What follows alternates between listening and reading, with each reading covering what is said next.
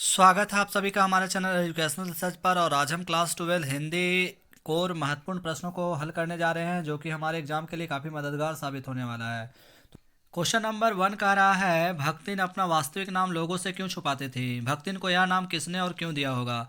तो बच्चों, भक्तिन का वास्तविक नाम लक्ष्मी था। हिंदुओं के अनुसार लक्ष्मी धन की देवी है। प्रायः नाम व्यक्तित्व का परिचायक होता है। किंतु भक्तिन गरीब थी। उसका पूरा जीवन ससुराल वालों की सेवा करने और पति की मृत्यु के बाद संघर्ष करते हुए व्यतीत हुआ। इस प्रकार उसके नाम का वास्तविक अर्थ और उसके जीवन का अर्थात दोनों परस्पर भिन्न थे। इसलिए निर्धन भक्तिन सबको अपना असली नाम लक्ष्मी बताकर उपहास का पात्र नहीं बनना चाहते थे। इसलिए वह अपने असली नाम छुपाते थे। उसे लक्ष्मी नाम उसके माता पिता ने दिया होगा, किंतु उन्हें लगा होगा कि बेटा बेटी लक्ष्मी का अवतार होती है, इसलिए उसके आने से वे तो खुशहाल होंगे ही, साथ ही वह जिसके घर जाएगी वे भी धन्य ध्यान से भरपूर हो जाएंगे। इसके बाद उसे और एक नाम मिला, भक्तिन, जो महादेवी वर्मा ने उसका घुटा हुआ सिर, गले में कंठी माला और भक्तों की तरह सादगीपूर्ण वेशभूषा देख कर दिया होगा। अतः इन सब कारणों से ही भक्तिन अपना वास्तविक नाम छुपाती थी। नेक्स्ट प्रश्न है कि भक्तिन के आ जाने से महादेवी अधिक देहाती कैसे हो गई? तो बच्चों, महादेवी भक्तिन को नहीं बदल पाई, पर भक्तिन ने महादेवी को बदल दिया। भक्तिन देहाती महिला थी और शहर में आने के बाद भी उसने अपने आप में कोई परिवर्तन नहीं आने दिया। भक्तिन देहाती खाना खाती, दाल, मोटी रोटी, मकई की लपसी, ज्वार के भुने हुए भुट्टे के हरे दाने, बाजरे के तिल वाले पुए आदि बनाती थी, और महादेवी को वैसे ही खाना पड़ता था। भक्तिन के हाथ का मोटा देहाती खाना खाते खाते महादेवी का स्वाद बदल गया और वे भक्तिन की तरह ही देहाती बन गई। प्रश्न है, बाजार का जादू चढ़ने और उतरने पर मनुष्य पर क्या क्या असर पड़ता है? तो बच्चों, बाजार का जादू चढ़ने पर मनुष्य बाजार की आकर्षक वस्तुओं के मोह जाल में फंस जाता है। बाजार के इसी आकर्षण के कारण ग्राहक सजी धजी चीज़ों को आवश्यकता ना होने पर भी खरीदने के लिए ललायित हो जाता है। इसी मोह जाल में फंसकर वह ऐसी गैर जरूरी वस्तुएं खरीद लेता है जो कुछ समय बाद घर के किसी कोने की शोभा बढ़ाती है। परंतु जब यह जादू उतरता है तो उसे एहसास होता है कि जो वस्तुएं उसने आराम के लिए खरीदी थी, उल्टा वे तो उसके आराम में खलल डाल रही है। तो यानी कि बाजार ऐसे भरा पड़ा होता है जो कि मनुष्य को मुख्य रूप से आकर्षित करने के लिए ऐसा किया जाता है। और जब हम लोग बाजार में जाते हैं और जब देखते हैं इस तरह के चकाचौंध को, तो हमारा मन क्या करता है, उस वस्तु की ओर आकर्षित हो जाता है। अब नेक्स्ट प्रश्न को हम लोग देख लेते हैं, बाजारूपन से क्या तात्पर्य है? तो बच्चों, बाजारूपन से तात्पर्य ऊपरी चमक दमक से है। जब सामान बेचने वाले बेकार की चीज़ों को आकर्षक बनाकर मनचाहे दामों में बेचने लगते हैं, तब बाजार में बाजारूपन आ जाता है। इसके अलावा धन को दिखावे की वस्तु मानकर व्यर्थ में उसका दिखावा करने वाले ग्राहक भी बाजार में बाजारूपन लाने में सहायक होते हैं। जो विक्रेता ग्राहकों का शोषण नहीं करते और छल कपट से ग्राहकों को लुभाने का प्रयास नहीं करते, साथ ही जो ग्राहक अपने आवश्यकताओं की चीज़ें खरीदते हैं, वे बाजार को सार्थकता प्रदान करते हैं। इस प्रकार विक्रेता और ग्राहक दोनों ही बाजार को सार्थकता प्रदान करते हैं। मनुष्य की आवश्यकताओं की ज़्यादा से ज़्यादा पूर्ति करने में बाजार की सार्थकता है। तो ये भी प्रश्न ऐसा है कि पूछे जाने की संभावनाएं बन सकती है। अब हम नेक्स्ट प्रश्नों को देखेंगे। अब हम देखेंगे हजारी प्रसाद द्विवेदी का शिरीष का फूल। तो यहाँ पे प्रश्न जो बन रहा है कि लेखक ने शिरीष को कालजाई अवधूत सन्यासी की तरह क्यों माना है? तो बच्चों, हजारी प्रसाद द्विवेदी शिरीष को अद्भुत अवधूत मानते हैं, क्योंकि सन्यासी की भांति वह भी सुख दुख की चिंता नहीं करता। शिरीष कालजाई अवधूत की भांति जीवन के अजय मंत्र का प्रचार करता है। जब पृथ्वी अग्नि के समान तप रही होती है, तब भी वह कोमल फूलों से लदा लहलहाता रहता है। बाहरी गर्मी, धूप, वर्षा, आंधी, लू से प्रभावित नहीं करती। इतना ही नहीं, वह लंबे समय तक खिला और हरा भरा रहता है। शिरीष विपरीत परिस्थितियों में भी धैर्यशील तथा अपनी अजय जिजीविषा के साथ निष्प्रिय भाव से प्रचंड गर्मी में भी खड़ा रहता है, मानो अपनी दृढ़ इच्छा शक्ति के कारण मृत्यु और समय को भी पराजित करने का साहस रखता है। तो शिरीष के फूल को कालजाई अवधूत सन्यासी की तरह इसलिए कहा गया क्योंकि शिरीष के फूल चाहे गर्मी हो या बरसात हो या फिर कोई भी मौसम क्यों ना हो, वह हमेशा यानी कि हरे भरे यानी कि फूलों पत्तियों से यानी कि भरा पड़ा रहता है। जबकि जब पूरा यानी कि पृथ्वी धूप से यानी कि तृप्त होता है और सारे पेड़ पौधे के पत्तियां गिर जाते हैं, तो उस समय एकमात्र जो पौधा होता है शिरीष, वो अपना फूल से खुशबू बिखेरते रहता है। तो इसीलिए शिरीष के पौधे को लेखक ने कालजाई अवधूत यानी सन्यासी की तरह माना है।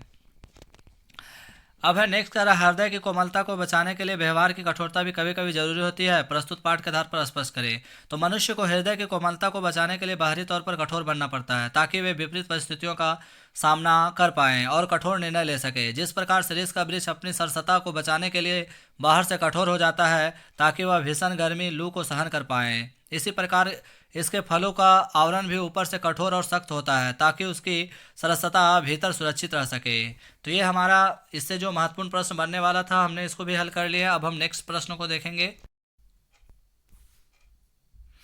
नेक्स्ट प्रश्न है कि लोगों ने लड़कों की टोली को मेढक मंडली नाम किस आधार पर दिया? यह टोली अपने आप को इंद्र सेना कहकर क्यों बुलाती है थी?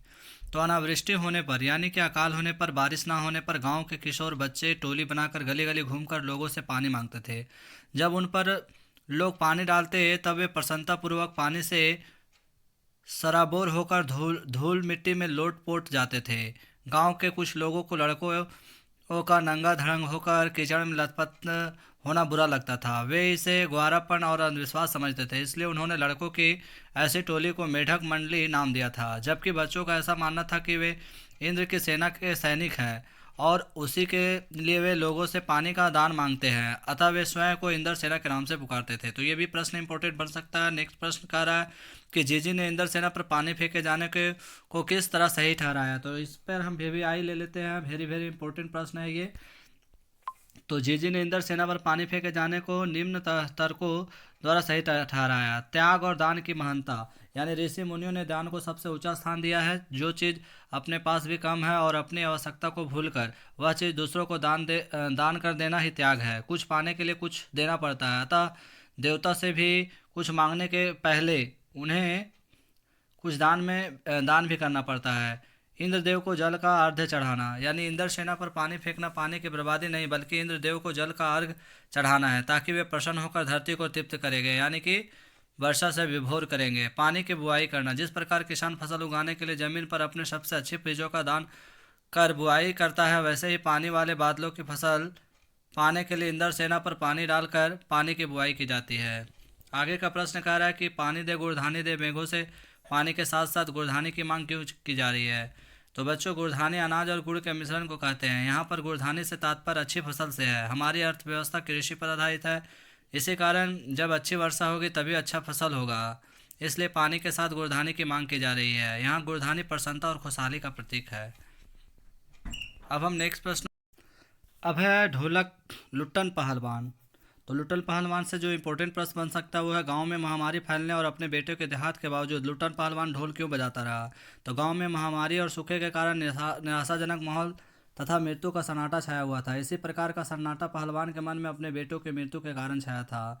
ऐसे दुख के समय में पहलवान की ढोलक की निराशा गांव वालों के मन में जीने की उमंग जगाती थी। ढोलक जैसे उन्हें महामारी से लड़ने की और कभी ना हारने की प्रेरणा देती थी। इसलिए शायद गांव में महामारी फैलने और अपने बेटा का देहांत होने के बावजूद लुट्टन पहलवान महामारी को चुनौती देने, अपने बेटे की असामयिक मृत्यु का दुख कम करने और गांव वालों को महामारी से लड़ने की प्रेरणा देने के लिए ढोल बजाता रहा था। तो बड़ा ही VVI प्रश्न है और इम्पोर्टेंट। ढोलक की आवाज़ का पूरे गांव पर क्या असर होता था? ढोलक की आवाज़ से रात के विभीषिका और दुख का सन्नाटा कम होता था। महामारी से पीड़ित लोगों की नसों में बिजली सी दौड़ जाती थी। उनकी आंखों के सामने दंगल का दृश्य साकार हो जाता था। वे मानो मृत्यु अथवा बीमारी रूपी शत्रु से लड़ने के लिए तत्पर हो जाते थे और वे अपनी पीड़ा भूलकर खुशी खुशी मौत का सामना करते थे। इस प्रकार ढोलक की आवाज़ मृत प्राणी गांव वालों के नसों में संजीवनी शक्ति भरकर उन्हें महामारी से लड़ने की प्रेरणा देती थी।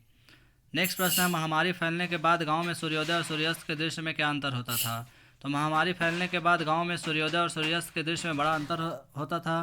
सूर्योदय के समय कोलाहल, हाहाकार तथा हृदय विदारक रुदन के बावजूद भी लोगों के चेहरे पर क्या होता था कि जीवन की चमक होती थी। लोग एक दूसरे को सतावना बांधते रहते थे और एक दूसरे के दुख में शामिल होते थे। परंतु सूर्यास्त होते ही सारा परिदृश्य बदल जाता था। लोग अपने अपने घरों में दबकर घुसकर बैठ जाते थे, तब वे चुप भी नहीं करते थे। यहाँ तक कि माताएं अपने दम तोड़ते पुत्र को बेटा भी कहकर नहीं विदाई नहीं दे पाते थे। ऐसे समय में केवल पहलवान की ढोलक की आवाज़ पूरे सुनाई देती थी जैसे वह महामारी को चुनौती दे रही हो। तो ये प्रश्न भी काफ़ी इम्पोर्टेंट और मददगार साबित होने वाला है। तो अब हम नेक्स्ट प्रश्नों को देख लेंगे। नेक्स्ट चैप्टर है विष्णु खरे चार्ली चैपलिन। तो इसमें यहाँ पे प्रश्न जो इम्पोर्टेंट प्रश्न बनने वाला है वो है, लेखक ने ऐसा क्यों कहा कि अभी भी चैपलिन पर करीब 50 वर्षों तक कुछ कहा जाएगा। तो बच्चों, चैपलिन पर करीब 50 वर्षों तक निम्न कारणों के कारण काफ़ी कुछ कहा जाएगा। पहला है कि चार्ली की कला के सार्वभौमिक होने के सही कारणों की तलाश अभी शेष है। हर बार मुसीबतों से घिरा इसका चरित्र आत्मीय सा प्रतीत होता है। विकासशील दुनिया में जैसे जैसे टेलीविज़न, वीडियो तथा अन्य साधनों का प्रसार हो रहा है, उससे एक नया दर्शक वर्ग चार्ली की फिल्मों को देखने के लिए तैयार हो रहा है। तीसरा है कि चैपलिन की ऐसी कुछ फिल्में इस्तेमाल ना की गई रीले में भी मिली है जिनके बारे में कोई नहीं जानता, जिस पर कार्य होना अभी बाकी है। तो इन्हीं कारणों से लेखक ने कहा कि चार्ली पर, चैपलिन पर अभी भी 50 वर्षों तक कुछ लिखे जाएंगे। इससे संबंधित और भी प्रश्न यहाँ पे है जो इम्पोर्टेंट प्रश्न बन सकता है कि लेखक ने चार्ली का भारतीयकरण किसे कहा और क्यों? गांधी और नेहरू ने भी उनका सानिध्य क्यों चाहा? तो लेखक ने चार्ली का भारतीयकरण राज कपूर द्वारा निर्मित फिल्म आवारा को कहा है, क्योंकि इस फिल्म में पहली बार राज कपूर ने फिल्म के नायक को हंसी का पात्र बनाया। दर्शक उनके इस नवीन प्रयोग से प्रभावित भी हुए। इस फिल्म के बाद वे भारतीय फिल्मों में चार्ली की तरह ही नायक नायिकाओं के खुद पर हंसने वाली फिल्मों की परंपरा चल निकाली, जिनमें दिलीप कुमार, अमिताभ बच्चन, अनिल कपूर के साथ नई पीढ़ी के कलाकार भी शामिल हैं। गांधी जी और नेहरू जी भी चार्ली के ही तरह अपने पर हंसते थे। लेखक के अनुसार महात्मा गांधी में चार्ली की तरह स्वयं पर हंसने का पुट था। वे चार्ली की अपने आप पर हंसने की कला पर मुग्ध थे। इसी कारण वे चार्ली के सानिध्य चाहते थे। तो इस तरह से महत्वपूर्ण प्रश्नों को हमने आप लोग को बता रहे हैं। जो भी प्रश्न इंपॉर्टेंट है सभी को एक एक करके हम आप लोग को वीडियो के माध्यम से दे रहे हैं। तो आशा करते हैं आप सभी अच्छे से तैयारी कर रहे होंगे और कल यानी कि 7/2/2024 का जो एग्ज़ाम होने वाला है वो आप लोग के लिए काफ़ी मस्त होगा। तो एग्ज़ाम में जाने से पहले वीडियो को देख कर जाएं और जितना ज़्यादा हो सकेगा लाइक, सब्सक्राइब, शेयर भी करते जाएं ताकि सभी तक वीडियो पहुंच सके। धन्यवाद।